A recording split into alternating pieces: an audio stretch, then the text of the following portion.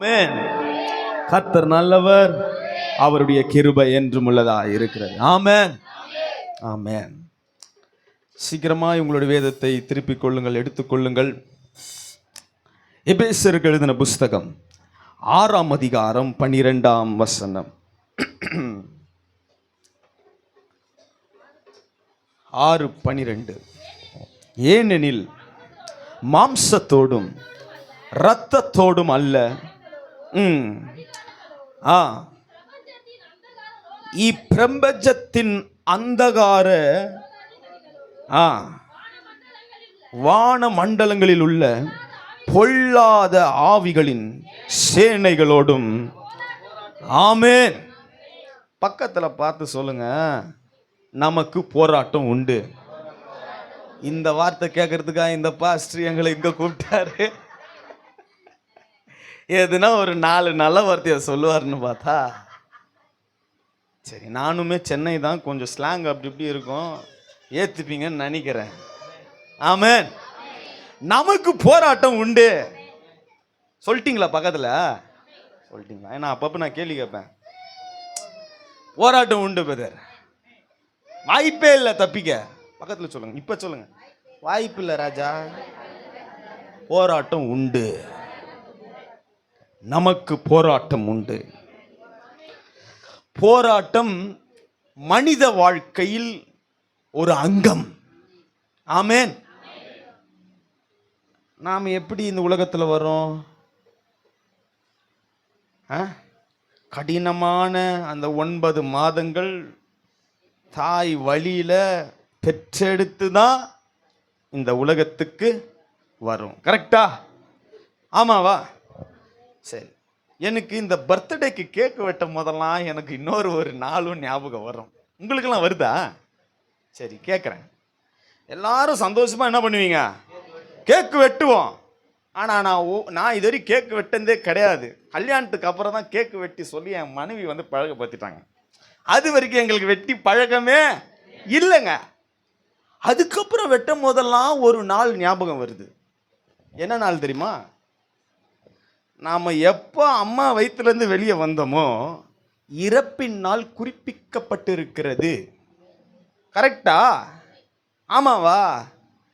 எப்பெல்லாம் வெட்டுறனோ, ஐயோ என்னைக்கு போஸ்டர் ஒட்டுவாங்கன்னு அந்த நாள் வேற இருக்குது. அப்போ போராட்டம் உண்டு. அதை தாண்டி தான் இந்த உலகத்தில் ஆண்டவருக்காக நாம் நிற்க முடியும். சரி, நல்லா கவனிங்க. ஒரு ஃப்ளைட் மேலே ஏறுதுன்னா டெஸ்ட் இல்லாமல் அந்த பைலட்டு 200 பேர் வச்சு என்ன பண்ண மாட்டாரு? ஏற்றி ஓட்ட மாட்டாருங்க. நம்ம ஊரில் நல்ல நல்ல பிரியாணிலாம் இருக்கு. வீட்டில் 1 கிலோக்கு செஞ்சு பார்த்து, அப்புறம் ஒரு 50 பேருக்கு பர்த்டே ஃபங்க்ஷனில் போட்டு பார்த்து, எல்லாம் சரியானதுக்கு அப்புறம்தான் கமர்ஷியலுக்கு வருது. அப்போ சோதனை, போராட்டம், கஷ்டம் இதெல்லாம் தாண்டி தான் ஒரு பொருள் விலை உயர்ந்ததாய் வருகிறது. சாப்பிட்ற சாப்பாடேனா ஆவிக்குரிய வாழ்க்கையில் நாம் சிறந்திருக்கிறவர்களாய் இருக்க வேண்டும் என்று சொன்னால் போராட்டத்தை தாண்டிதான் வெற்றி. இன்றைக்கு ஒரு நல்ல செய்தி உங்களுக்கு சொல்றேன், மறுபடியும் சொல்றேன். போராட்டம் உண்டு. அதை தாண்டி நிற்கிறவர்களுக்கு தான் ஆசீர்வாதம். ஆமென், ஆமென். நாம் ஆவிக்குரிய வாழ்க்கையில் போராட வேண்டிய சில போராட்டங்களை உங்களுக்கு காண்பித்து கொடுத்து நான் ஜெபித்து முடிக்க நான் விரும்புகிறேன். ஆமென். கேட்கலாமா? பரிசுத்த ஆவியானவர் நம்மோடு இடைப்படுவாராக. ஆமென். முதலாவது அடிப்படை, ஒரு ஆவிக்குரிய வாழ்க்கையில் முதலாவது அடிப்படை, போராட வேண்டிய முதல் போராட்டம். கரெக்ட். எபிரேயர் 12ஆம் அதிகாரம் 4ஆம் வசனத்தை வாசிங்க. எபிரேயர் 12ஆம் அதிகாரம், நிறைய வசனங்கள் இருக்கிறது, சீக்கிரமா என்னோட சேர்ந்து வாசிங்க.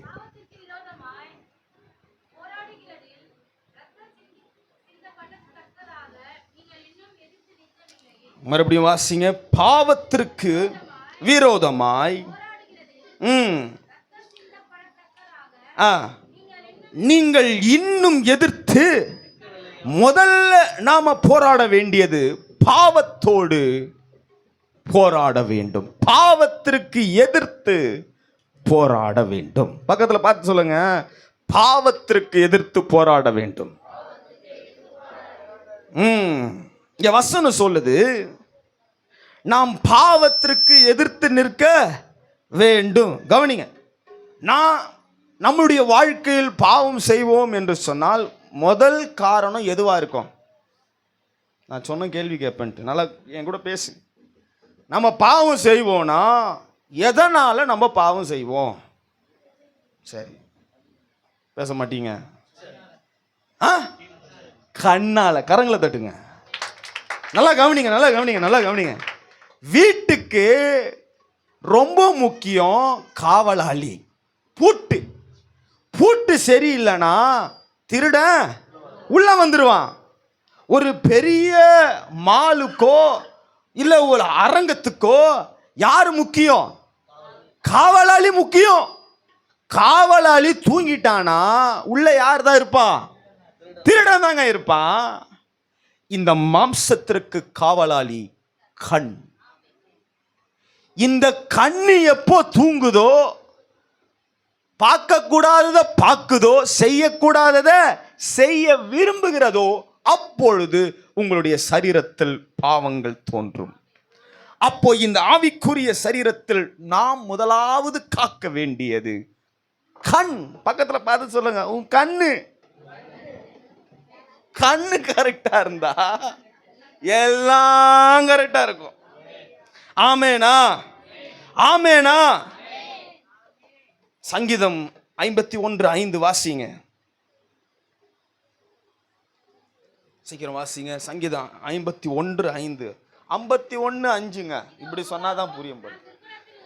இதோ நான் துர்குணத்தில் உருவானேன். கவனிங்க கவனிங்க கவனிங்க கவனிங்க. முதல்ல ஒரு வசனத்தை வாசித்தோம். இன்னும் பாவத்திற்கு விரோதமாய் போராடுகிறதில் ரத்த சிந்தப்படத்தக்கதாக நீங்கள் இன்னும் எதிர்த்து.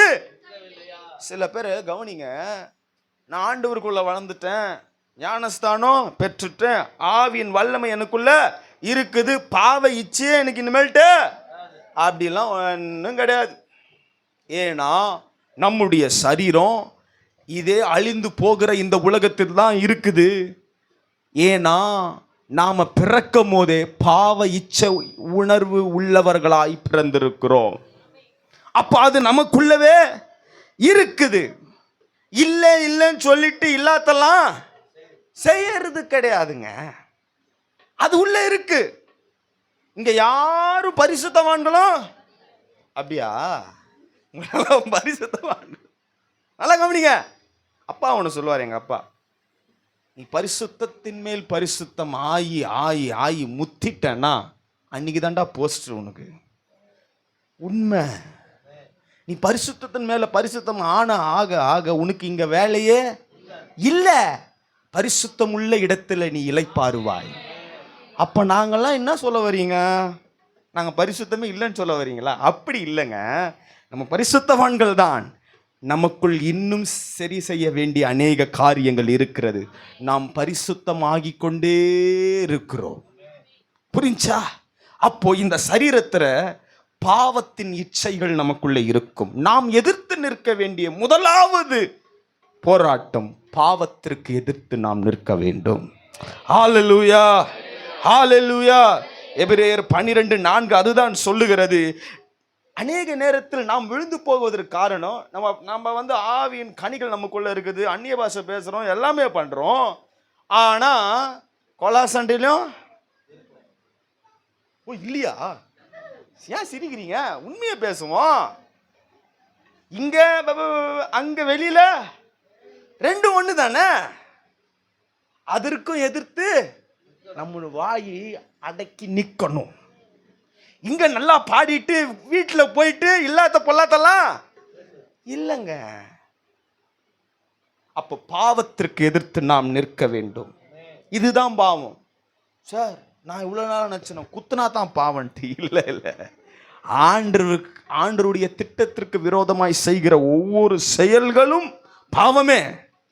அவரை கனப்படுத்தாம அவருடைய நாமத்தை தூஷிக்கிற மாதிரி நாம் நடக்கிற ஒவ்வொரு நடைமுறைகளும் பாவமே. அப்ப அதுக்கு எதிர்த்து நாம் நிற்க வேண்டும். ரோமர் 6:23 சொல்கிறது, வாசிங்க. தெரிந்த வசனங்கள் தான். ரோமர் 6:23.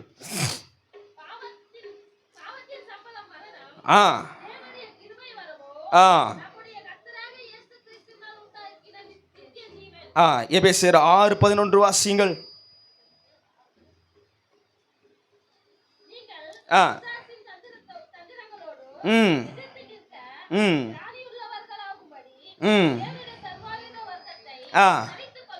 என்னது இது? தேவனுடைய வார்த்தையை தரித்து கொள்ளுங்கள். கவனிங்க. அப்போ இன்னும் ஆவிக்குரியவர்களே, இன்னும் அநேக நேரங்களில் சமயங்களில் பாவத்திற்கு எதிர்த்து நாம் நிற்காமல் தோற்று போகிறோம். வாயை கட்டுப்படுத்தணும், கண்ணை கட்டுப்படுத்தணும், இந்த உடலை கட்டுப்படுத்தணும். கவனிங்க. உடலை ஒடுக்கலைன்னா உடல் நம்மள ஒடுக்கிடுங்க. கண்ணை ஒடுக்கலைன்னா கண்ணு நம்மள ஒடுக்கிடும். அதனால தான் இங்க அநேக ஜெபங்கள் நடக்கிறது. இதற்காக நம்மளை நாமளே ஒடுக்கி சீர் செஞ்சு தேவனுடைய சமூகத்தில் உட்கார்ந்து அந்த தேவ வார்த்தையில பலனடைந்து இந்த உலகத்தில் இருக்கிற பாவத்திற்கு எதிர்த்து நிற்கும்படியாய். ஆமென், ஆமென். 1 யோவான் 1:8 சொல்லுகிறது. 8-9 2 வசனங்களை வாசிங்க. 9ஆம் வசனத்தை வாசிங்க. 1 யோவான் 1:9. நாம் அறிக்கையிட்டால் மன்னித்து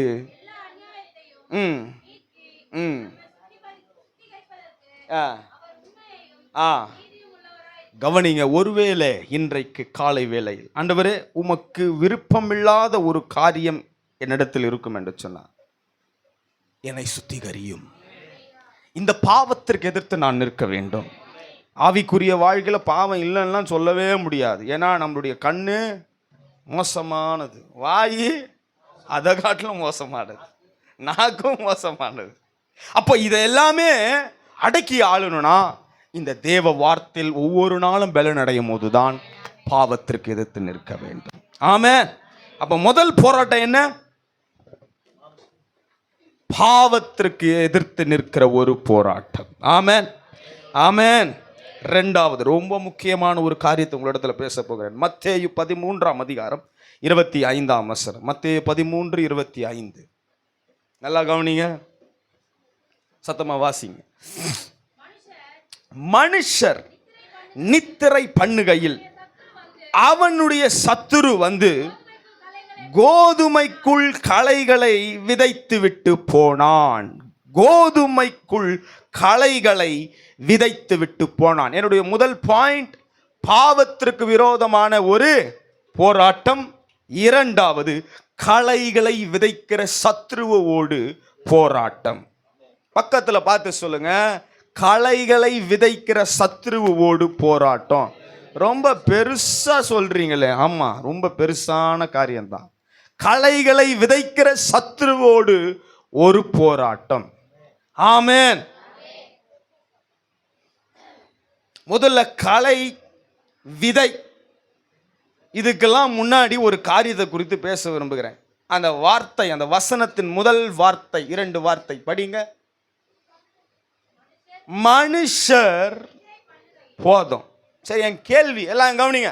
வயசானவங்க நிறைய பேர் இருக்கிறீங்க. ஒரு கேள்வி, விதையை எப்போ விதைப்பீங்க? உங்க ஐயா சொல்லிட்டாரு, இப்ப நீங்க சொல்லணும். ஏங்க விதை விதைச்சு பார்த்ததே இல்லையா? எங்க நம்ம தான் அரிசி மூட்டை வாங்கி சாப்பிட்டு உக்காந்துக்கிறோம். ஆமாங்க, எப்பங்க விதைப்பீங்க? காலையிலயா, மதியானமா, நைட்டா? காலையில் விதைப்போம். இங்கே ஒருவன் விதைக்கிறான். எப்போ? எப்ப தூங்குவீங்க? நைட்டு விதைப்பீங்களா? சத்துருவு விதைப்பான். கவனிங்க, கவனிங்க, கவனிங்க.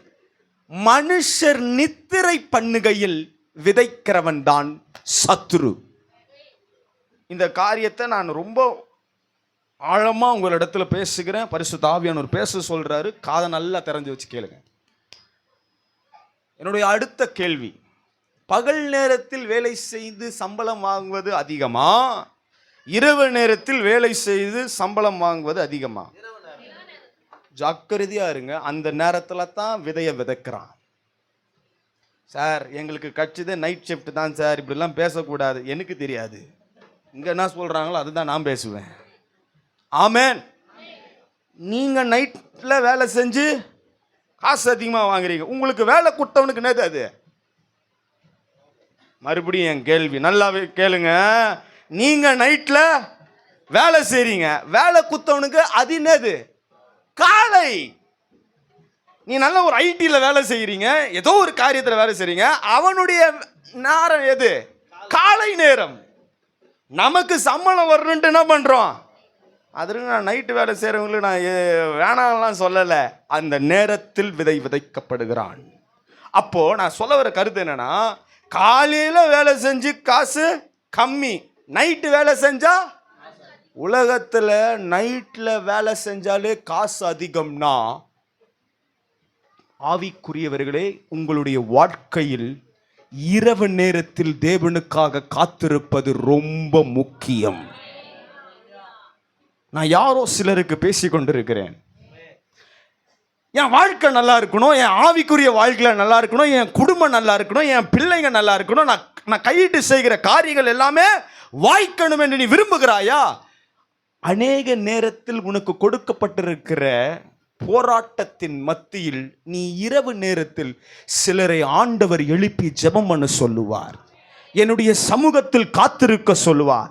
நீ அந்த நேரத்தில் ஜெபிக்காமல் நீ தூங்கினால், இரவு நேரத்தில் களையை விதைக்கிற பிசாசு சத்துரு வந்து உன் தோட்டத்தில் அவனுடைய களைகளை விதைத்து விட்டு போவான். நான் இரவு என்பது சொல்றது நம்மளுடைய இரவு அல்ல, நம்மளுடைய இருள் சூழ்ந்த சமயங்களில் நாம் நடக்கும் போது நீ தூங்கினால் உன்னுடைய நிலத்தில் அவன் விதையை விதைப்பான். அப்போ எல்லா நேரத்திலும் நான் ஜெபம் பண்றேன், பிரேயருக்கு போறேன், அதுக்கு போறேன், இதை செய்யறேன், ரொம்ப முக்கியம்தான். அதை காட்டிலும் நீ இருளான பாதையில் நடக்கும் போது நீ அப்போ தூங்கினது தான். உடம்பு முடியல பாஸ்டர், ரொம்ப சோர்வா இருக்கு பாஸ்டர், காத்திருப்பு ஜெபத்துக்கு கூப்பிட்டா சோர்வா இருக்குது பாஸ்டர். எனக்கு இன்னும் ஞாபகம் இருக்கு ஒரு சாட்சி. ஒரு அம்மா ரொம்ப கஷ்டப்பட்டு தேவனுடைய சமூகத்துக்கு வந்தாங்க. நல்லா கவனிங்க. அவங்களுக்கு பிள்ளை இல்லை. ரொம்ப ஜோம் பண்ணி அந்த சபையின் போதகர் ரொம்ப ஜோம் பண்ணி உபவாசித்து, ஆண்டவரே இந்த ஆத்துமாக்கு பிள்ளை பாக்கியத்தை கொடுங்க ஆண்டவரே. ஆண்டவர் இந்த ஜெபத்தை கேட்டார். பல வருடங்கள் கழித்து பிள்ளையை கொடுத்தார். நாட்கள் கடிந்து போனது. இப்போ அந்த அம்மா 8 மணிக்கு சர்வீஸ்னா 7:30க்கு வந்து 7க்குலாம் வந்து உக்காந்த காலம் போய் 8 10 ஆச்சு, 8 10 8:30 ஆச்சு, 8:30 8:30 ஆச்சு. கடைசியில் செய்தி கொடுக்கும்போது 9 மணி வந்து உக்காந்துச்சு 10 நிமிஷம் ஆச்சு, காணாம போயிடுச்சு. பாஸ்டர் கேட்டாரு, என்னம்மா உனக்கு? ஐயா குழந்தை அழுகுது, அதனால கழிப்பின்னு வர்றதும் லேட்டு, இங்க உள்ள உக்காந்து இருக்கும் போதும் அதுவும். பாஸ்டரையா ஒரு முறை கேட்டார், 2 முறை, ஏன்னா முக்கியமே அது கொஸ்டின் போயிடுச்சுன்னா கூட சேர்ந்து அது கூட 2 பேர் 5 பேராம் பேரு 5 பேரும் கொஸ்டின் போயிடுமே. பொறுத்து பார்த்தாரு. சிரிக்க நல்லா இருக்குல்ல. உண்மை நடந்த ஒரு சம்பவம். ரொம்ப பொறுத்து பார்த்தாரு. ஒவ்வொரு முறையும் உங்களுடைய ஊழியக்காரர், உங்களுடைய சபை போதகர் உங்களுக்காக ஆண்டவருடைய சமூகத்துல கணக்கு கொடுத்துட்டு இருக்கிறாரு, பேசிட்டு இருக்கிறாரு, ஜெபம் பண்ணிட்டு இருக்காரு, உங்களுக்காக காத்திருக்கிறார். அப்போ அந்த அம்மாவை பத்தி ஆண்டவர் கேட்கிறாரு அந்த ஊழியக்காரன் கிட்ட. ஊழியக்காரன் உண்மையத்தான் சொல்லி ஆகணும். உங்ககிட்ட வேணா பவுடரு பூசிடலாம், அவர்கிட்ட பூச முடியுமா? சொல்லிட்டாரு. அப்பா நீங்க குத்திங்களே நாங்க கேட்டு, அதனால தான் அம்மா லேட்டான். அப்படியா மகனே, நீ தொடர்ந்து ஊழியம் செய், தொடர்ந்து அந்த அம்மாவை கேளு. நாட்கள் கடிந்தது. ஒரு செய்தி, பிள்ளை இறந்தது. அம்மா அழுதுட்டு வராங்க. ஐயா நான் செஞ்சது தப்பு, நான் தப்பு இல்லைன்னு இருக்கும் போது நான் அவரை தேடினேன், கொடுக்கும் போது கொடுத்தவரை மறந்தேன். அதுக்கப்புறம் அந்த ஐயா ஆண்டவருடைய சமூகத்துல போய் ஜெபிச்சார். அப்பா உம்முடைய நாமத்தை தூஷிக்க பண்ணாம எதனா செய்யுங்க ஆண்டவரே. அந்த அம்மா மனம் திரும்பினாங்க.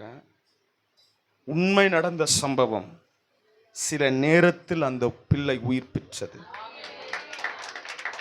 நான் ஏதோ பயம் பொறுத்ததுக்காக சொல்லல, அது அங்க இங்க எப்படின்னு உங்க கருத்துல தான் இருக்குது.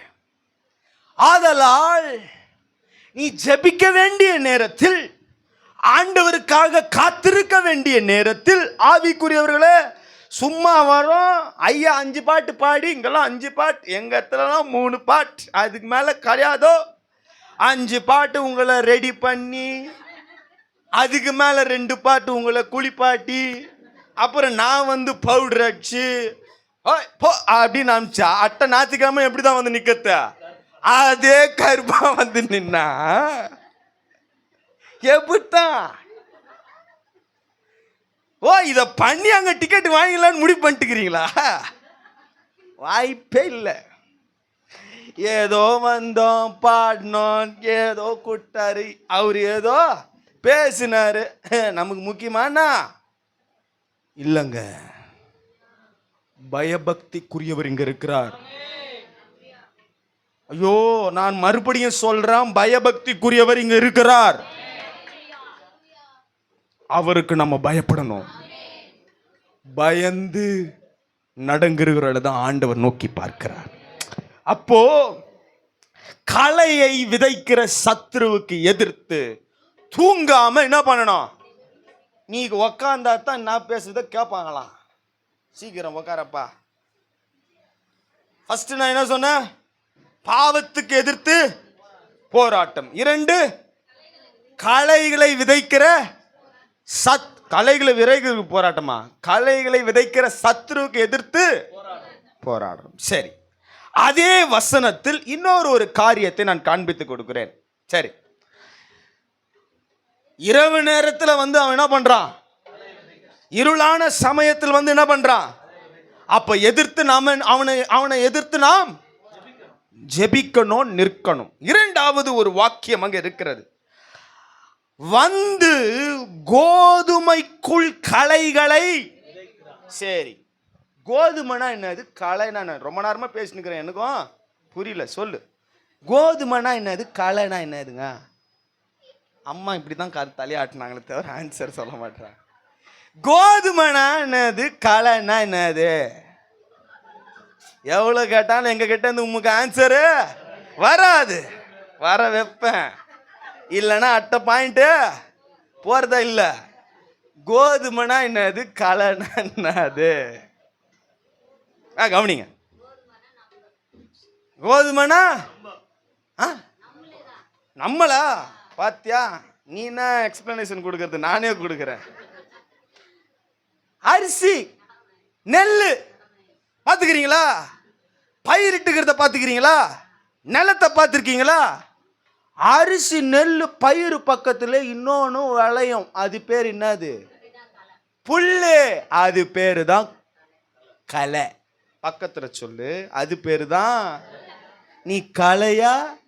கேளுங்க, நீ களையா இல்ல கோதுமை மணியா? சரி கவனிங்க. அப்போ ஒரு நிலத்துல நமக்கு புரிஞ்ச மாதிரியே பேசுவோம். கோதுமை மணி இப்ப வேணாம், அரிசி நெல்லு. நெல்லுக்கு பக்கத்துல இன்னொன்னு அதே மாதிரி வளர்ந்த ஒரு நெல்லு. ஆனா அது நெல் இல்ல, புல்லு. அது பேரு தான் களை. கவனி, ஆண்டவர் தோட்டத்தில் நாட்டப்பட்டிருக்கிற நீங்கள் ஒவ்வொருவரும் கோதுமை மணிகள், நெல் பயிர்கள். நல்லா கவனி கவனி கவனி கவனி. ஆனால் உன் பக்கத்தில் ஒன்று இருக்கிறது தெரியுமா? அது மணி அல்ல, அது களை. நீ ஒவ்வொரு நாளும் தேவனுடைய சமூகத்தில் உட்காரும் போது இந்த அக்கா நல்ல அக்கா, அந்த அண்ணா நல்ல அண்ணா, அது நல்லது இது நல்லது, ஏமா அது மணி அல்ல, களை. அநேக நேரத்தில் கை கோத்துன்னு பேசுற. ஆவிக்குரிய வாழ்க்கையில் ஆண்டவர் உனக்கு சில போராட்டத்தை கொடுத்திருப்பார். எல்லாத்தையும் பாஸ்டருக்கு சொல்றியா இல்லையா? எதுக்கு பக்கத்துல சொல்ற? களை கிட்ட சொல்லி நிக்கிற. ஆனா பார்ப்பதற்கு அது மணியை போலவே புல்லை போலவே இருக்கும். நான் யாரோ சிலரிடத்தில் ஆண்டவர் பேச சொல்லுகிறார். உன்னுடைய ஆவிக்குரிய வாழ்க்கையில நீ தோற்று போய் உட்கார்ந்துட்டு இருக்கிற. சிலருக்கு ஆண்டவர் சில தரிசனங்களை கொடுத்திருப்பார், திட்டங்களை கொடுத்திருப்பார். காத்திருந்து ஜெபி. பக்கத்துல சொல்லாத, ஏன்னா அது களை. உன்னை போலவே இருக்கும். ரெண்டு விதமான களைகள். ஒன்று பார்க்க களையாவே இருக்கும். நல்லா கவனிங்க. புல் செடி பக்கத்துல நெல் செடி, ரெண்டுமே ஒரே மாதிரி புல்லு மாதிரி இருக்கும். அதை பார்த்தா நல்லவங்களா, நீர் நல்லவரா கெட்டவரா, அந்த கதை தான். சிலதெல்லாம் இந்த ஜாதிக்கு சம்பந்தமே இல்லாத ஒரு செடியெல்லாம் பக்கத்துல வளரும். தெரிலனா பஸ் பூச்சி எங்கன்னா கிராமத்துக்கு போய் பாருங்க, இல்லையா போன்லயாவது பாருங்க. பார்க்கறதுக்கு சில கலையாவே தெரியாது, ஒரே மாதிரி இருக்கும். இன்னொன்னு பார்த்தாலே கண்டுபிடிச்சலாம், இது களை, இது வேற ரகம் செடிடான். ஸோ முதலாவது, நீ எதிர்த்து நிற்கும் போது, களைகளை விதைக்கிற சத்துருவுக்கு நீ எதிர்த்து நிற்கும் போது, ஆவிக்குரியவர்களே, உன் பக்கத்தில் இருக்கிற களை என்ன களைன்னு பார்க்கணும். ஏன் பார்க்கணும் தெரியுமா? இரண்டாவது பாயிண்ட். இதை எடுக்கும் போது பரிசுத்த ஆவியானவர் இதை குறித்து என்னை இன்னும் படிக்க சொன்னார். இது வரைக்கும் கலையை பார்த்துருக்கிறேன், எல்லா செய்திகளும் கேட்டிருக்கிறேன். ஆண்டவர் சொன்னார், எப்பா நீ இருக்கிற கலையை விட்டுரு, நெல் மணியும் விட்டுரு. ரெண்டுமே எங்க தான் இருக்குது? ஒரே நிலத்துல தான் இருக்குது, உன் பக்கத்தில் தான் இருக்குது. அதெல்லாம் விட்டுரு, நிலத்தின் கீழ் இருக்கிற வேரை பார் அப்படின்னு பரிசுத்த ஆவியானவர் என்னோட பேசினார். சரி, நெல் பயிருடைய வேரை பார்த்துக்கிறீங்களா? எங்க பயிரே பார்க்கல, இதுல எங்க அது கீழே இருக்கிற வேரை பார்க்கறது? கவனிங்க கவனிங்க கவனிங்க கவனிங்க கவனிங்க. நம்மலாம் அப்படியே சிட்டிலே வாழ்ந்து பழகிட்டோம். நல்லா கவனிங்க. கோதுமை மணி, அரிசி, நெல், அதனுடைய வேரை கவனிப்பீர்கள் என்று சொன்னால் ரொம்ப மெல்லிசாக தன்னுடைய வேரை விட்டிருக்கும். 4 புறத்திலும் விட்டிருக்கும், ஆனா ரொம்ப மெல்லிசா இருக்கும். நல்லா கவனிங்க, முக்கியமான ஒரு சத்தியத்தை குறித்து பேசிக்கொண்டிருக்கேன். பக்கத்தில் களை என்று சொன்னேன் அல்லவா, புல். இல்லை என்று சொன்னால் வேற செடி. அதனுடைய வேர் எப்படி தெரியுமா இருக்கும்? அடர்த்தியாய் அதற்கு பக்கத்தில் இருக்கும். கவனி, உன் பக்கத்தில் இருக்கிற கலையை நீ பார்த்து பார்த்து அநேக நேரங்களில் ஆண்டவரே அவர்களைப் போல என்னை மாற்றும், இவர்களைப் போல என்னை மாற்றும், அங்கே செய்தீரே எனக்கும் செய்யும், நீ அதை பார்க்கிறாய். ஆண்டவர் உன்னிடத்தில் தான் பேசுகிறார். மகனே மகளே, உன் பக்கத்தில் இருக்கிற கலையை கவனி, அடுத்து நீ பார்க்க வேண்டியது வேரை கவனி. இந்த வேர் என்ன செய்யும் என்று சொன்னால், கவனிங்க, கலையினுடைய வேர் அடர்த்தியா இருக்கும்.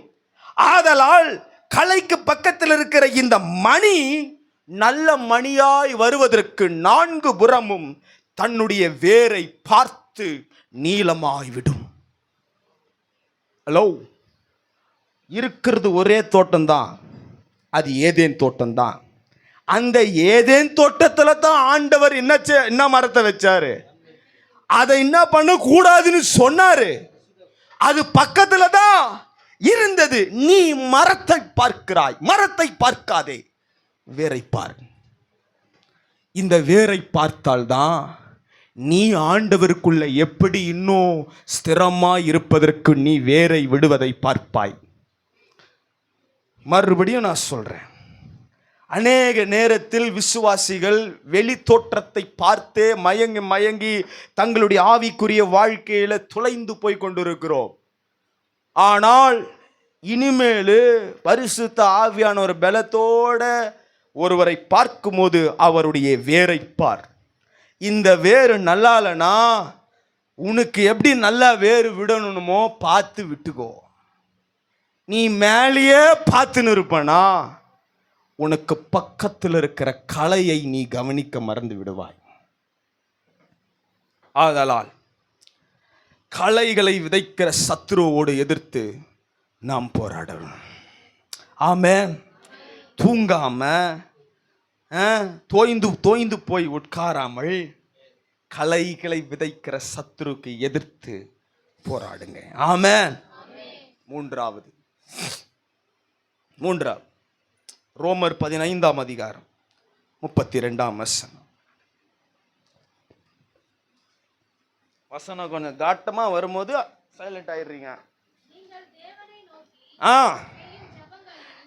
நீங்கள் தேவனை நோக்கி செய்யும் ஜெபங்களில்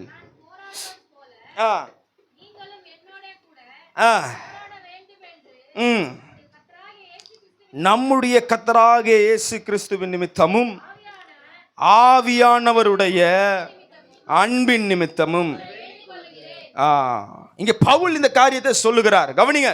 முதலாவது, பாவத்திற்கு எதிர்த்து நாம் போராடணும். அடுத்து, களைகளை விதைக்கிற சத்துருக்கு எதிர்த்து போராடணும். மூன்றாவது, அவர் ஜெபித்தார். யார்? இயேசு. இந்த போராட்டத்தின் நடுவில் நீங்கள் தேவனை நோக்கி செய்யும் ஜெபங்களில் நான் போராடுவது போல நீங்களும். யார் சொல்றது? இத பவுல் சொல்லுகிறார். ஜெபத்திற்கு எதிர்த்து போராட வேண்டும். ஜெப வாழ்க்கைக்கு எதிராய் வருகிற காரியங்களுக்கு எதிர்த்து போராடணும். கவனி. பாவத்திற்கு எதிர்த்து நின்றுலாம். ஏன்னா இதை நான் செய்யக்கூடாது, இதை நான் பண்ணக்கூடாது அப்படின்னு என்ன பண்ணிடலாம், அப்படி நின்றுடலாம். ரெண்டாவது, பக்கத்தில் உட்காந்துக்கிற அக்கா கலையா சொல்லுங்க, இல்லை மணியா கண்டுபிடிச்சு எதிர்த்துடலாம். மூணாவது, ரொம்ப முக்கியம், ஜெப வாழ்க்கைக்கு எதிர்த்து நிற்கணும். இந்த ஜெப வாழ்க்கை ரொம்ப முக்கியம். கவனிங்க. ஜெபம் அப்படின்னு சொன்னதுக்கு அப்புறம் தான் பக்கத்தில் பார்த்து சொல்லுங்க, தூக்கமே வரும். சொல்லுங்க, தூக்கமே வரும். நான் இன்னொரு ஒரு கண்டுபிடிச்சுக்கிறேன். எங்க வீட்டில் கண்டுபிடிச்சேன், உங்க வீட்டில் தான் நான் இப்ப கண்டுபிடிக்கிறேன். நீ ஜெபம்னு வீட்டில் உக்காரு, பாயெல்லாம் போட்டு ஃபேனெல்லாம் போட்டு உக்காரு. வராத விசில், கறி குழம்பு விசில் அப்பதான் வரும். விட்ட கறி போயிடும். சோறு பொங்குனது அப்போ உங்க வீட்டில் தானா? எல்லா வீட்டில் தான். அவ்வளோ நேரம் அதை பொங்காத அந்த பொங்கல் அப்பதான் நீ சோத்திரன்னு போட. ஜெபம்னு மனைவி கூட தான் மச்சான் கால் பண்ணுவான். ஆமாம்மா, அது ஒரு 10 ரூபாய் கூட எத்தி இது வரைக்கும் செலவு பண்ணியிருக்கா. நீ ஜெபம்னு உக்காரு, அப்பதான் அது ட்ரீட்டு வைக்கும். ஓடா டேய் நீடா வேணாண்டா, ஜெபமே வேணாண்டா. வரேன்டா, தோ வரேன்டா. நீ ஜெபன்னு உக்காரு, அப்பதான் வரும் உனக்கு போராட்டம். ஏன் சொல்லட்டுமா? நீ ஜெபித்தால் உன் தலை ஓங்கும் என்று சத்துருவுக்கு தெரியும். அதனாலதான் அநேக நேரத்துல ஜெபிக்க விடாம எல்லா தலையும் இப்படியே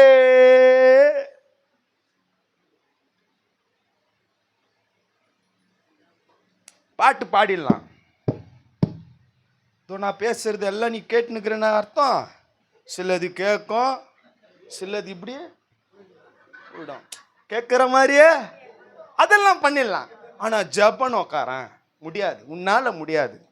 வராதது அப்பத்தான் வரும். நீ வருது எதுக்குத்தான்? தண்ணி குடிக்க, போய் முடிக்க. ஜெப வாழ்க்கை முக்கியங்க. எப்படி பாஸ்டர் எங்களுக்கு உள்ளதுல அப்படியே சொல்றீங்க? இங்க இருந்து சபையில பார்த்து வளர்ந்துருக்கிறோம். கட்டிடங்கள் மாறுகிறது, மியூசிக் மாறுகிறது, எல்இடி ப்ரொஜெக்டர் வருகிறது, பாய் சேராய்.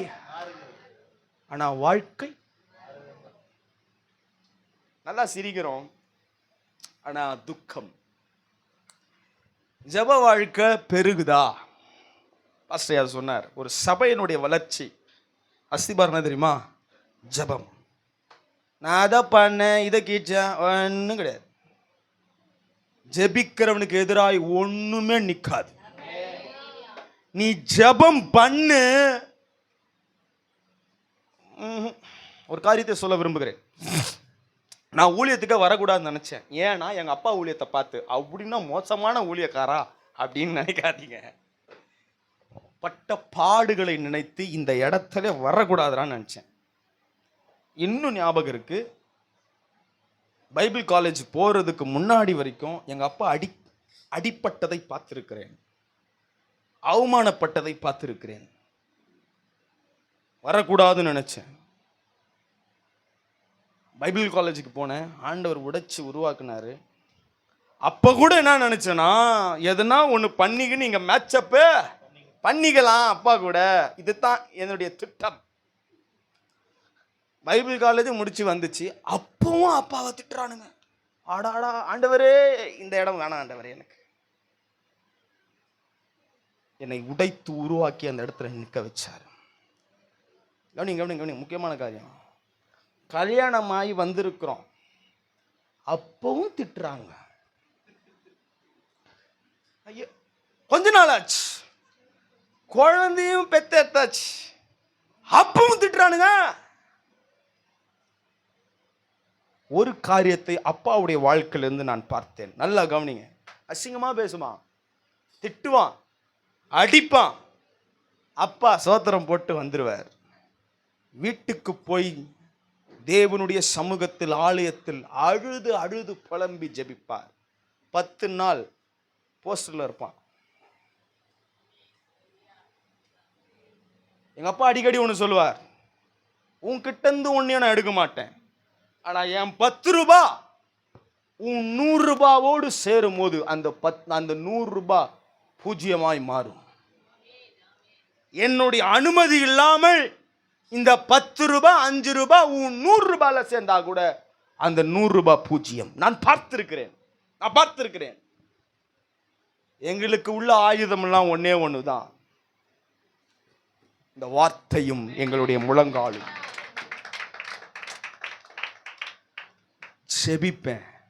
ஜெபிப்போம், தேவனுடைய வார்த்தையை பிரசங்கம் பண்ணுவோம், தியானிப்போம். அப்போ இந்த ஜெப வாழ்க்கையில வருகிற போராட்டத்தை எதிர்த்து நாம் போராடணும். ஜெபிக்க விடாம வருகிற ஒவ்வொரு காரியத்தை எதிர்த்து நாம நிக்கணும். கல்யாணம் ஆகி 1 வருடத்தில் எங்களுடைய வாழ்க்கையில் ஆண்டவர் எங்களுக்கு பிள்ளை பாக்கியத்தை தந்தார். அதான் கவனி, நான் பெங்களூர்ல இருக்கேன், ஸ்டடீஸ் பண்ணிட்டு இருக்கேன். எங்க மனைவி போதகருடைய அந்த சுற்றுச்சூழல வளராத ஒரு மகள். ஊழியத்துக்கும் அவங்களுக்கும் சம்பந்தம், ஆனால் அது வேற, இதே வேற.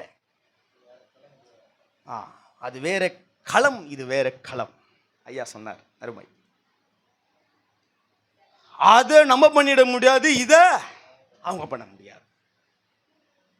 ஆனா இந்த களத்திற்குள்ளாக என் மனைவி இருக்கிறாங்க. சில நாளில் நாங்கள் ஸ்கேன் எடுக்கும் போது சொல்லிட்டாங்க, ஐ திங்க் 3 months 3.5 months ஃபுல்லாக ஃபார்மேஷன் ஆன ஒரு பிள்ளை. டாக்டர்கள் சொன்னார்கள், ஹார்ட் பீட்டு நின்றுச்சு, எதுவும் இல்லை. அழுதாங்க, புரண்டாங்க. நான் வெளியில் ஒன்றுமே செய்யலை. அப்போ எனக்கு வயசு ரொம்ப கம்மி வேறு. இப்போ மட்டும் நான் கம்மி தான், கவனிங்க. ஆணுடைய சமூகத்தில் ஒன்றுமே கேட்கல. எனக்கு தெரிஞ்சதெல்லாம், நீர் நல்லவர், நீர் மாறாதவர். ஏதோ ஒன்று நடந்ததுனால உங்கள் நாம தூஷிக்கப்படுற மாதிரிலாம் நான்லாம் ஒன்றும் அவ்வளோ ஒன்றும் பெரிய ஆளும் இல்லைப்பா. நீர் கொடுத்தால் கொடுத்தது, இது இப்படி நடந்தாலும் உங்க நாம மகிமைத்தான். ஏதோ ஒன்று அவர் செய்யலன்றதுனாலலாம் அவர் ஒன்றும் டுபாகர் ஒன்றும். என் தேவன் அப்படிப்பட்ட தேவனும் இல்லை. என் மனைவி கிட்ட போய் உள்ள போய் சொன்னேன், உன் குடும்பத்தார் எல்லாரும் அழுலாம், நீ அழாத. அழுதா என் தேவன் மரித்தார் என்பதற்கான அர்த்தம். நான் வணங்குகிற தேவன் உயிர் உள்ள தேவன். இன்னும் கண்ணீரா வேணா இருக்கட்டும், 4 செவுத்துக்குள்ள நாம தேவனுடைய சமூகத்தில் விட்டணும். மற்றவங்களுக்கு முன்னாடிலாம் கிடையாது. காலம் சென்றது, அந்த ப்ராசஸ் ரொம்ப கடந்து போனோம். அவங்க உடம்பு 34 கிலோ, இப்போவும் வெயிட் வச்சிங்கன்னா 34 35ஆமா, அவ்வளோதான். வாய்ப்பே இல்லை ஏறுறதுக்கு. ரொம்ப கஷ்டப்பட்டு அந்த ப்ராசஸை பண்ணுவோம்.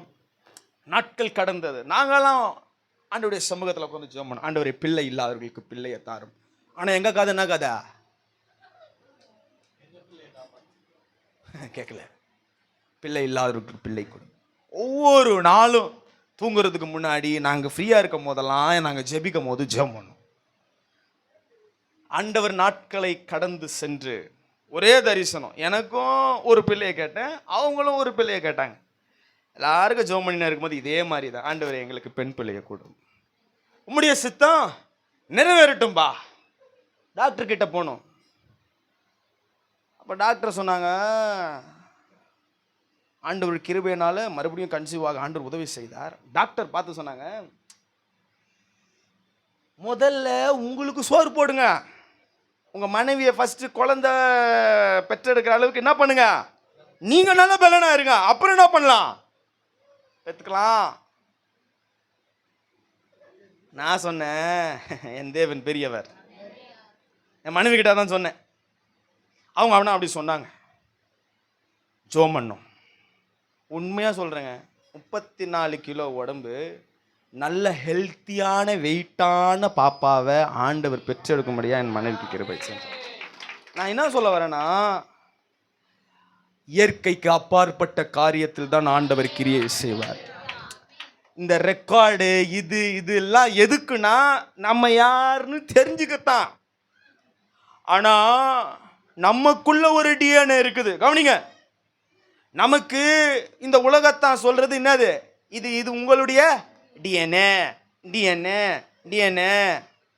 ஆனா எங்களுக்கு ஒரு டிஎன்ஏ இருக்குது, என்ன தெரியுமா, டிவைன் நேச்சர் ஆக்டிவ்.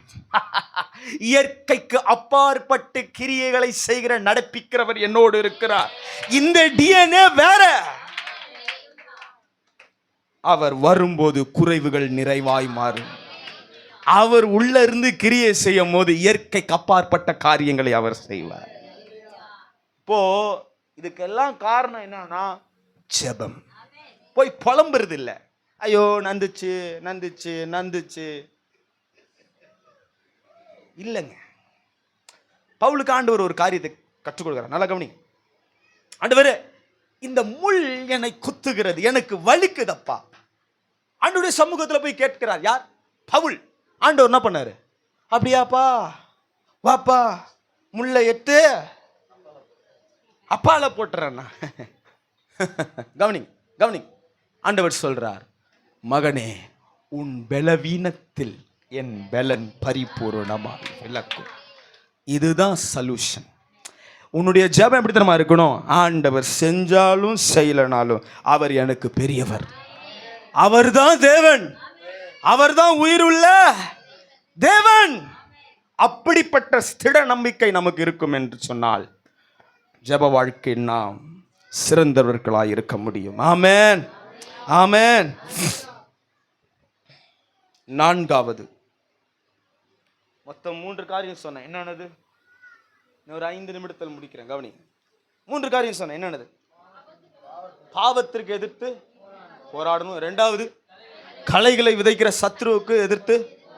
3வது, ஜபத்திற்கு விரோதமாய் இருக்கிற தடைகளுக்கு, போராட்டங்களுக்கு எதிர்த்து நாம் போராட வேண்டும். 4வது, ரொம்ப முக்கியமான ஒரு காரியம். இந்த சபையில் நான் வந்த உடனே சில காரியத்தை கவனித்தேன். ஆண்டவர் நான் எடுத்துன்னு வந்த இந்த காரியத்தை அது அங்கீகரித்தார். அதை நான் சொல்ல விரும்புகிறேன். கவனிங்கள், ரொம்ப முக்கியம். 1 கொரிந்தியர் 15ஆம் அதிகாரம் 32ஆம் வசனம். 1 கொரிந்தியர் 15ஆம் அதிகாரம் 32ஆம் வசனம். நான் துஷ்ட மிருகங்களுடனே போராடினேன் என்று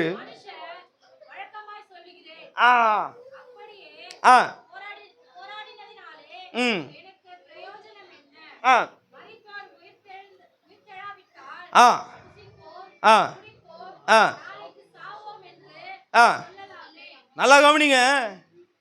துஷ்ட மிருகங்களுடனே போராடினேன் என்று மனுஷர் வழக்கமாய் சொல்லுகிறேன். இதை யார் சொல்லுகிறார்? அதே பவுல் தான் சொல்லுகிறார். பாயிண்ட்ல எட்டு முடிச்சிட்டீங்களா? என்ன பார்ப்பீங்களா? துஷ்ட மிருகங்களுக்கு எதிர்த்து நாம் போராட வேண்டும். இதான் என்னுடைய 4வது பாயிண்ட். கவனிங்க. துஷ்ட மிருகங்கள். எபேசு பட்டணத்தில் இருக்கிற எபேசு சபையில பவுல் இந்த காரியத்தை சொல்றார். என்னன்னு? நான் துஷ்ட மிருகங்களுக்கு எதிர்த்து போராடுகிறேன். என்ன போராட்டம் இது? யார் இந்த துஷ்ட மிருகங்கள்? கீழே உள்ள வசனங்கள், இந்த வசனத்துக்கு முன்பும் பின்பும் அதே அதிகாரத்தை போய் வீட்டில் போய் வாசித்து பாருங்க. அங்க ஒரு பிரச்சனை நடக்கிறது சபையில். நல்லா கவனிங்க. தன்னுடைய மிஷனரி வாழ்க்கையில் பவுல் அநேக இடத்தில் சபைகளை நிறுவி கொண்டிருந்தார். அப்போது எபேசு சபையை நிறுவிவிட்டு பிற்பாடு வேறு ஒரு பட்டணத்திற்கு அவருக்கு ஊழியத்திற்கு செல்கிறார். ஊழியத்தை சென்று விட்டு இப்போ முடிச்சிட்டு பல ஆண்டுகள் கழித்து மறுபடியும் எபேசு சபைக்கு வருகிறார். வருகிறதுக்குள்ளாக சபையில் ஒரு பிரச்சனை. நல்லா கவனிங்க. என்னன்னா, எபேசு சபையை அவர் பிரசாபப்படுத்தும் போது, நிறுவும் போது, இயேசுவினுடைய சிலுவையின் உபதேசத்தையும், நல்லா கவனிங்க, உயிர்த்தெழுதனுடைய ரட்சிப்பினுடைய அனுபவத்தையும் சுவிசேஷத்தையும் சொல்லி அவர்களுக்கு ஞானஸ்தானம் கொடுத்து சபையில் அநேக விசுவாசிகள் எழுப்பப்பட்டு நல்ல ஆவிக்குரிய உபதேசங்களை போதித்து அவர்களை வழிநடத்தி பொறுப்பாளர்களை கொடுத்து அவர் பிற்பாடு வேறு சபை நிறுவுவதற்காக வேறு பட்டணத்துக்கு அவர் சென்று விட்டார். சில காலங்கள் கழித்து அந்த சபையிலே ஒரு பிரச்சனை. என்னன்னா, பாஸ்டரையா சொன்னதெல்லாம் நாங்க நம்புறோம். பாஸ்டரையா காலத்துக்கு அப்புறம் நிறைய பாஸ்டர்லாம் வந்துட்டாங்க. அன்னைக்கு அவர் பேசும்போது இயேசு உயிர் உள்ள தேவன் தான், மரித்தவர்களை அவரு எழுப்பினாரு தான், அவருமே மரித்து 3ஆம் நாள் உயிரோடு எழுந்தாரு தான்.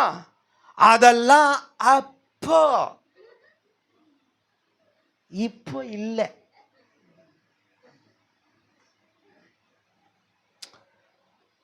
ஒரு ஊழியக்காரன் மகனாய், நான் ஒரு ஊழியனாய் ரொம்ப மனவேதனையுடன் இந்த காரியத்தை உங்களிடத்தில் நான் பேசுகிறேன். அடுத்த ஒரு 5 நிமிடம் கவனிங்க. அந்த ஐயா பாடினாரு, இறங்கிச்சு. இந்த ஐயா பாடும்போது இறங்கல. அப்பெல்லாம் ஒரு பேண்டை வச்சு தட்டுவோம் பாரு, தட்டு இறங்கும் பாரு, இறங்கு. இப்போ அவனுங்க வாசிக்கிறானுங்க, வாசிப்பு ஒண்ணுமே இல்ல. ஹலோ கவனிங்க. 2000 ஆண்டுகளுக்கு முன்பாக அதே நாமம் உள்ள இயேசு கிறிஸ்து தான். 2000 ஆண்டுகளுக்கு பின்பும் எங்க அப்பா காலத்திலும் அதே இயேசு கிறிஸ்து தான். ஐயா காலத்திலும் அதே இயேசு கிறிஸ்து தான். ஐயாக்கு அடுத்தது இருக்கிற உங்க பாஸ்டர் ஐயா காலத்திலும் அதே. அவர்களுடைய சந்ததிகள் இங்கே இருந்து ஊழியம் செய்யும் போதும் அதே இயேசு கிறிஸ்து தான். மாற்றம் இல்லை. அங்க அப்படி நடந்துச்சு. அந்த காலத்துல உயிர் தெழுதின் வல்லமையை நாங்க அனுபவிச்சோம். இப்போ இல்ல, அப்படிலாம் இல்ல. உனக்கு இல்லைன்னு சொல்லு.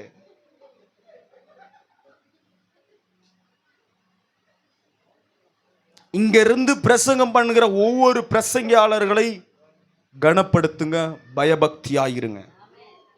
உங்களுக்கு கொடுக்கப்பட்டிருக்கிற போதகரை கனப்படுத்துங்க.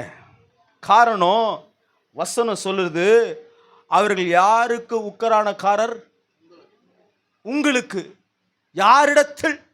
தேவனிடத்தில். உங்களுக்கு ஏதாவதுனா முதல்ல கணக்கு கொடுக்கிறவர் யார் தெரியுமா? உங்களுடைய போதகர், உங்களுடைய ஆவிக்குரிய தகப்பன். அவர் தகப்பன். அவர் இங்க நின்று பேசுகிற ஒவ்வொரு வார்த்தையும் கனப்படுத்துங்கள். நீங்க சின்ன வயசுல இருந்து பார்த்திருக்கலாம்.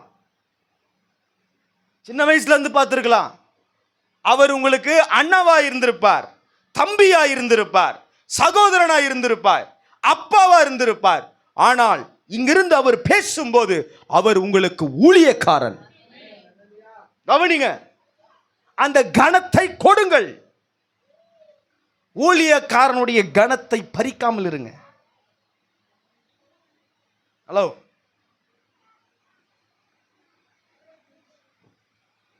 ஸ்டாலின் இப்ப ஐயா யார்? இப்ப நமக்குலாம் அப்பா. நான் நல்லதுதான் பேசுறேன், கவனிங்க. இப்போ ஐயாவை பார்க்க போறோம். அப்பா அப்படின்னா கூடுவீங்க? என்னங்க பண்ணுவீங்க? முதல்ல நிக்கிறதுக்கு கால் வேணும், பேச முதல்ல வார்த்தை வேணும்.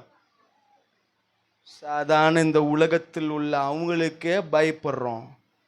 ராஜாதி ராஜா, இந்த உலகத்தை படைத்தவர், அவருக்கு ஊழியம் செய்கிற ஊழியர்கள் நின்று பேசுகிற வார்த்தைக்கு நீங்கள் எப்படி கனப்படுத்தணும்? ஏதோ பேசுறோம், கூப்பிட்டா வரத்து இல்லை. இதுல வர நாங்க வர உங்களுக்கு பண்ணணும். சொல்லுங்க, எங்களுக்கும் குடும்பம் இருக்கு. பக்கத்துல பார்த்து சொல்லுங்க, நம்ம பாஸ்டர் ஐயாக்கு குடும்பம்னு ஒண்ணு இருக்குது. அவரும் நம்மள போல மனுஷன்தான். செம்ம புளிஞ்சுன்னு இருக்கக்கூடாது. ஜுரம் வந்துச்சு வாங்கோ, குட்டி போட்டுக்குது வாங்கோ. எதுக்கு? நாய் குட்டி போட்டுக்குதான். அவரு பேரு ஜானா. அவரு அவங்க மணியோடு சேர்ந்து என்ன பண்ணிட்டுக்கிறாங்களா? குட்டி போட்டாங்களா? அதுக்கு இவரு பேரு வைக்க அடுத்தது ஞானஸ்தானத்துக்கும் கூப்பிடுங்க. ஆவிக்குரியவர்களே, உங்களுடைய வாழ்க்கையை சீரமைத்துக் கொள்ளுங்கள். கோதுமை மணி நல்ல மணியா இருக்கணும்.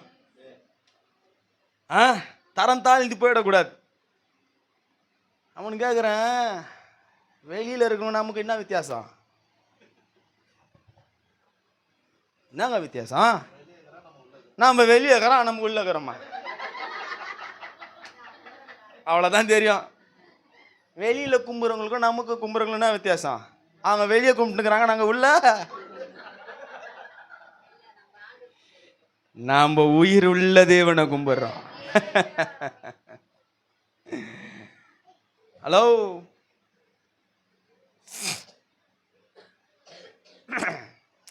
அந்த பெரிய தேவன் உனக்குள்ள இருக்கிறார். ஒரு காரியத்தை சொல்லி நான் முடிக்கிறேன்.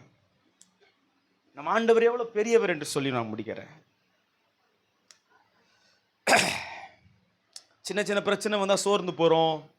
ஆவிக்குரிய வாழ்க்கையில இன்னும் சிறு பிள்ளைகளைப் போலவே பவுல் அதுதான் சொல்லுகிறார். இன்னும் நம்ம எப்படி இருக்கிறோம்?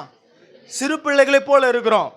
ஆவிக்குரிய வாழ்க்கையில வளர்ந்ததுக்கு ஏற்ற அனுபவம், வாழ்க்கை நடைமுறை, பேச்சு, கண்ணு, பார்வை, நடக்க, விசுவாச வார்த்தை, எதுனா இருக்கணுங்க. உங்க பையன் குழந்தையா இருக்கும் போது என்ன பண்ணீங்க? நீங்க சாப்பாடு ஊட்டணும். ஒரு 5 வயசு ஆகுது, சரி பரவாயில்ல ஊட்டி தொலைவோம். இப்போ ஸ்கூலுக்கு போறாங்க, பரவாயில்ல அந்த ஆயம்மாவுக்காவது காசு கொடுத்து ஊட்டிடலாம். சரி 6வது படிக்கிறாரு, இன்னும் சோறு நீ தான் ஊட்டுறன்னா ஊட்டுவியா? முதல்ல குத்த மாட்ட. கல்யாணம் ஆகுது, மம்மி எனக்கு இன்னும் கொஞ்சம் சோறு ஊட்டுங்க, ஊட்டுவ? ஆவிக்குரிய வாழ்க்கையில் நம்ம இன்னும் அப்பாவுக்கு அப்படிதான் பண்ணின்னு இருக்கிறோம். காலங்கள் கடந்தோடி போய் கொண்டு இருக்கிறது. இந்த மெசேஜ் ஞாபகம் வச்சிருப்பீங்க. சரி, பல மெசேஜ் வந்தாலும் ஏதி ஏதி பேப்பரு வளர்ப்பே இல்லை. வளரணும். ஆண்டவர் யார் என்பதை புரிந்து கொண்டு ஆவிக்குரிய வாழ்க்கையில வளரணும், கனப்படுத்தணும். ஆண்டவர் நமக்கு கொடுத்திருக்கிற ஊழியர்களை கனப்படுத்தணும். இந்த துஷ்ட மிருகம் சொல்லிட்டு கதைக்கு வரேன், கவனிங்க. இந்த துஷ்ட மிருகம் யார் தெரியுமா? இந்த சபையில உக்காந்துக்குன்னு அந்த பாட்டு பாடும்போது நல்லா இருந்துச்சு பதர், இந்த பாட்டு பாடும்போதே நல்லா இல்லை பதர். ஐயோ, அந்த 3 நாள் மீட்டிங்ல வந்தாரு, அவர் நல்லா வந்தார், இன்னைக்கு வந்தார் பாரு. ஐயோ, இப்படி சொல்லிக்கினே சில கூட்டம் உக்காந்து இருக்கும். ஆனா அது 40 வருஷம் சர்வீஸா இருக்கும். அம்மா கையெல்லாம் காட்டுங்க, காட்டாதீங்க. கவனிங்க கவனிங்க கவனிங்க. சபையை குறித்து பேசிக் கொண்டிருக்கிறேன். இடம் கூட மாறாது, பாத்துக்கிறியா? வரும் அந்த இடம் தான் ரெஜிஸ்ட்ரேஷன் பண்ணிட்டு இருப்பாங்க. கொஞ்சம் விட்டு கொடுங்க, அப்பதான் யாருன்னா புதுசு உள்ள. என்னங்க இதே 8 ரெஜிஸ்ட்ரேஷன் போட்டு உக்காந்து தான் மேலே எப்படி இடம் கிடைக்கும்? இந்த இடத்துல தான் தோண்டி போச்சிட வேண்டாம். ஆண்டவர் உன்னை விட்டு விலகுவதும் இல்லை, உன்னை கைவிடுவதும் இல்லை. அப்பா உக்காந்துறாங்க. கொஞ்சம் ஆவியில பலன் அடைந்தவர்களாய், தெளிவு உள்ளவர்களாய் நம்மள 10 பேர் வெளியில பாக்குறாங்க. அவங்களுக்கு நமக்கும் வித்தியாசம் கொஞ்சமாவது இருக்கணுங்க. அவங்க கத்துறதுக்கு நீங்க உள்ள வந்து கத்திட்டு ஆடின்னு போறதுக்கும் கத்துற, வெளியே வந்து தண்ணி எடுக்கும் போது கத்துற. கொஞ்சம் அமைதியா இருக்கணும், நாவை கொஞ்சம் அடக்கணும். சோ இப்படி குத்தி குத்தி குத்தி பேசின்னு இருக்கும் தெரியுமா ஒரு கூட்டம். இதுதான் துஷ்ட மிருக கூட்டம். இது சபையில தான் இருக்கும். உயிர்த்தெழுதலின் வல்லமையை அனுபவித்துக் கொண்டு இருப்பார்கள். அது பாரு எவ்வளவு பாட்டு பாடா, அட்ட சரணம் வர மொத்தம் ஒரு கட்டு. பக்கத்துல பார்த்து சொல்லு, துஷ்ட மிருக கூட்டம். சேரவே சேராத, சேர்ந்தா உன் பேரு fill in the blanks போட்டுக்கோ. சரி, நம்ம ஆண்டவர் எவ்வளவு பெரியவர் சொல்லி முடிக்கிறேன். சின்ன சின்ன பிரச்சனை, போராட்டத்தை சோர்ந்து சோர்ந்து போய் நம்ம அமர்ந்து இருக்கிறோம். ஆனா உங்களை உண்டாக்கின தேவன் எவ்வளவு பெரியவர் தெரியுமா? ஒரு தகப்பனாய், குமாரனாய், பரிசுத்த ஆவியானவராய், திருத்துவ தேவனாய் நமக்குள்ள வசிக்கிறார். அவ்வளவு பெரிய தேவன் எப்படிப்பட்டவர் தெரியுமா? அவருடைய ஞானம் எப்படிப்பட்டது தெரியுமா? நல்லா கவனிங்க. அண்ட, அதாவது யூனிவர்சல்னு சொல்லுவாங்க, தமிழ் என்ன சொல்லுவோம்? அண்ட சராசரம் என்று சொல்லுவார்கள், கேலக்சி என்று சொல்லுவார்கள். கவனிங்க, சூரிய குடும்பத்தில் எத்தனை கோள்கள் இருக்கிறது. பாஸ்டர், இது சர்ச்சு, ஜியோகிராபிக்கல் ஹிஸ்டரி இல்லை, அது போக முடியலன்னு தான் இங்கே வந்து உக்காந்துக்கிறேன். 12 கிரகங்கள் இப்போ வரைக்கும் கண்டுபிடிக்கப்பட்டிருக்கிறது. நல்லா கவனிங்க, 12 கிரகங்கள் கண்டுபிடிக்கப்பட்டிருக்கிறது. நல்லா கவனிங்க, இயேசு எவ்வளவு பெரியவர். இதுதான் கேலக்சின்னு வச்சுப்போம், ஒரு பெரிய ஒரு படைப்பு. இந்த வெள்ளை இதுதான் கேலக்சி, அண்ட ஐயா என்ன சொன்னீங்க, அண்ட சராசரம், கேலக்சி. நல்லா கவனிங்க, சூரிய குடும்பத்தில்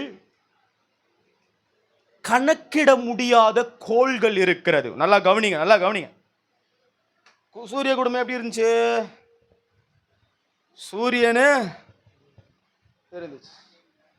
சூரியனை சுத்தி பல கோள்கள் வட்டமிட்டு கொண்டு இருக்குது.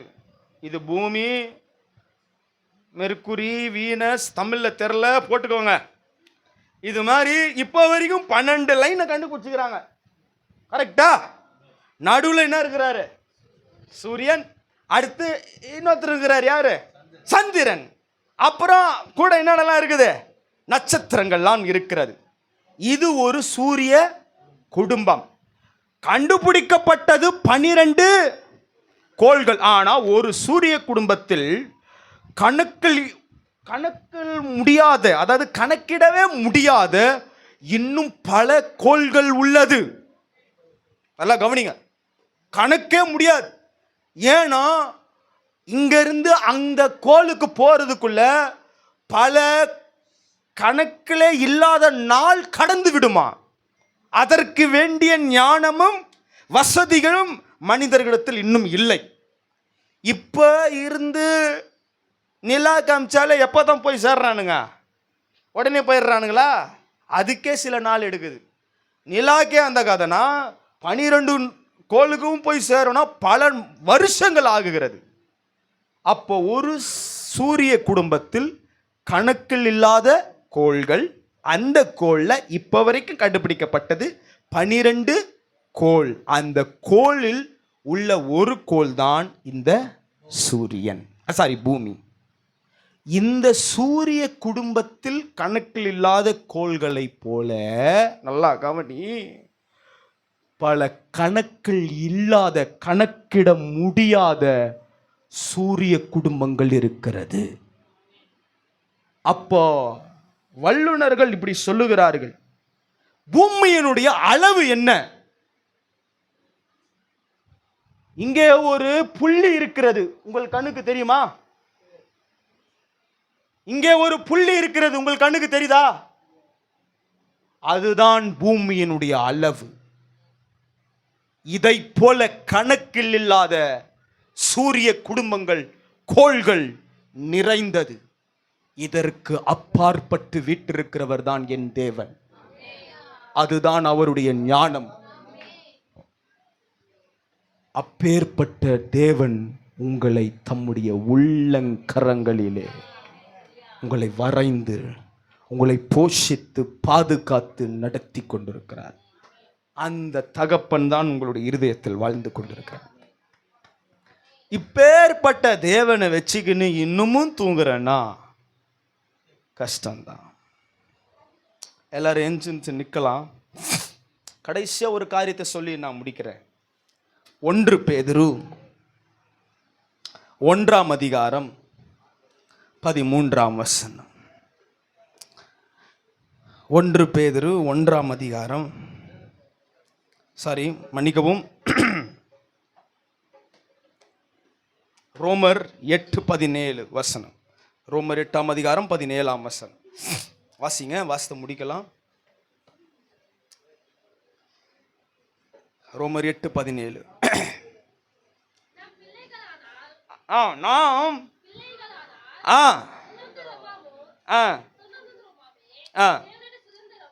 தேவனுடைய சுதந்திரமும் கிறிஸ்துவுக்கு உடன் சுதந்திரமுமாமே, கிறிஸ்துவுடனே கூட நாம் மகிமைப்படும்படி அவரோடு கூட பாடுபட்டால். மொத்தம் உங்களுக்கு 4 காரியத்தை சொல்லியிருக்கிறேன். என்னது?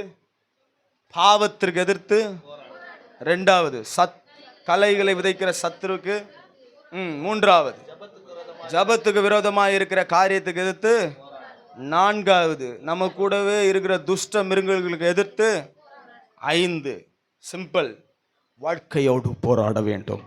இந்த ஆவிக்குரிய வாழ்க்கையில் கிறிஸ்துவுக்கு அந்த பாடை அனுபவித்து சிலுவையிலே வெற்றியை சிறந்து இன்னைக்கு அவர் வெற்றி பெற்றவராக இருக்கிறார். அவருக்கு ஆண்டவர் செய்தார்னா ஆண்டவர் சொல்றார், என்னை காட்டிலும் நீ பெரிய காரியத்தை செய்வாய். அப்போ அவரோடு கூட சேர்ந்து இந்த வாழ்க்கையில் போராட்டத்தை நாம் போராட வேண்டும். எப்படிப்பா இந்த போராட்டத்தை போராடி முடிக்க முடியும்னா, வசனம் சொல்லுது, ஒரு அருமையான வசனம் எனக்கு ரொம்ப பிடிக்கும்.